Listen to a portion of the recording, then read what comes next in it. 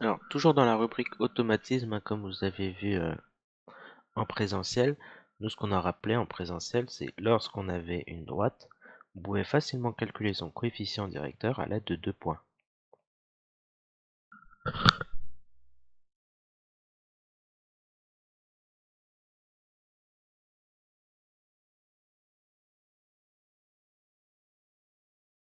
Donc ça nous donne la formule du coefficient directeur. Maintenant, nous ce qu'on va s'intéresser,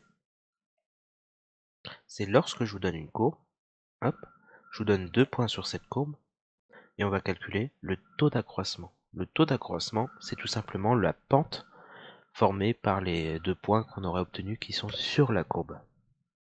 Donc concrètement, si je prends un point d'abscisse A, son ordonnée, c'est f de A. Si je prends un point d'abscisse B, son ordonnée, c'est f de B. Pardon. Donc quand on applique la formule, donc c'est quoi? YB moins YA sur XB moins XA, qui est notre point A ici, notre point B là. Autrement dit, quand je fais mon calcul, YB c'est l'ordonnée du point B, l'ordonnée c'est le f de B.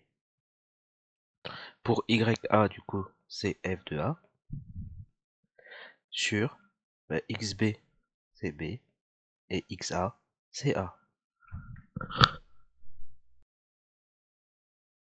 Donc ça, c'est ce qu'on appelle le taux d'accroissement. Je vous fais un petit exemple. Par exemple, pour la fonction carré. Je veux calculer le taux d'accroissement entre, je sais pas, entre 1 et 5.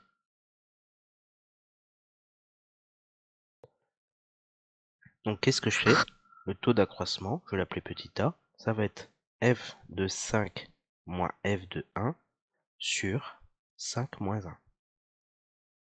Je calcule ça, f de 5, f de x c'est x au carré, donc f de 5 c'est 5 au carré.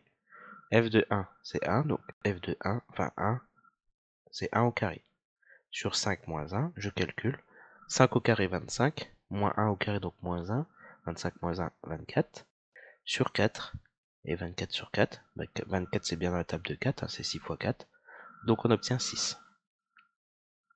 Voilà, donc ça j'espère que c'est pas trop compliqué.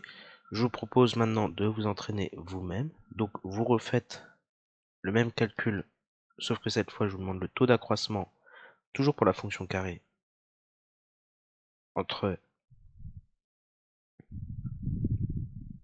on va dire, moins 1 et 2.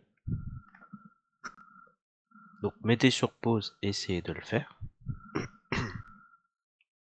Je mets la correction tout de suite.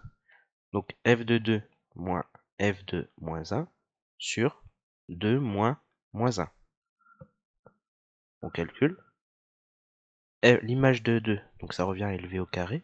Donc 2 au carré, moins moins 1 au carré, sur 2 moins moins 1, ça fait 2 plus 1. Donc 2 au carré, 4, moins 1 au carré, 1, donc 4 moins 1, sur 3. 3 sur 3, on va obtenir 1. Donc là, le taux d'accroissement, on a obtenu 1. Donc le taux d'accroissement entre moins 1 et 2 pour la fonction carré, c'est bon. Donc je vous propose maintenant un autre petit exercice. Cette fois, on va prendre la fonction cube. Donc x puissance 3. Et ensuite, vous essayerez de chercher pour la fonction que je vais donner. Ça sera par exemple x carré plus x. Donc, je vous donne un énoncé. Taux d'accroissement entre 1 et 3. Et pareil pour la deuxième fonction. Donc taux d'accroissement entre 1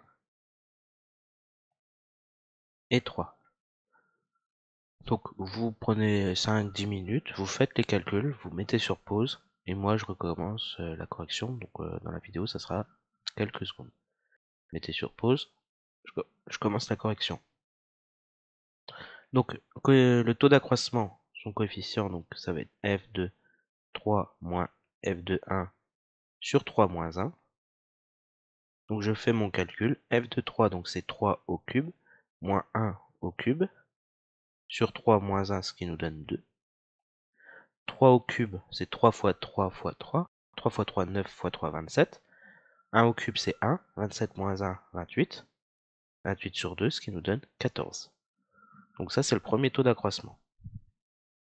Pour la deuxième fonction maintenant, donc pareil, si vous ne l'avez pas encore fait, vous n'avez pas compris, là j'espère que c'est compris. Maintenant, essayez de le faire. Donc remettez sur pause et faites pour la deuxième fonction. Donc le taux d'accroissement, donc c'est la même formule avec une autre fonction. f de 3 moins f de 1 sur 3 moins 1. On fait le calcul. Donc attention, f de 3, on fait notre calcul, c'est 3 au carré plus 3. C'est-à-dire que je remplace dans la formule au-dessus, là, x par 3. Moins f de 1, 1 au carré plus 1. Mais attention, c'est moins toute cette chose-là. Donc il faut mettre entre parenthèses. Ou alors vous calculez f de 1 à part.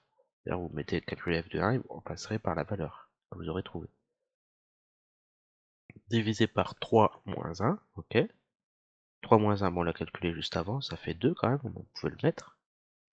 On calcule le numérateur, 3 au carré, 9, plus 3, 12. Ensuite, 1 au carré, 1, plus 1, 2. Donc on fait moins 2. 12 moins 2, 10. Divisé par 2, 5. Donc on a trouvé le coefficient, donc le taux d'accroissement entre 1 et 3 de notre nouvelle fonction. Voilà, donc ça prend pas beaucoup de temps pour comprendre tout ça. C'est pas difficile, vous vous entraînez et il n'y a pas de problème.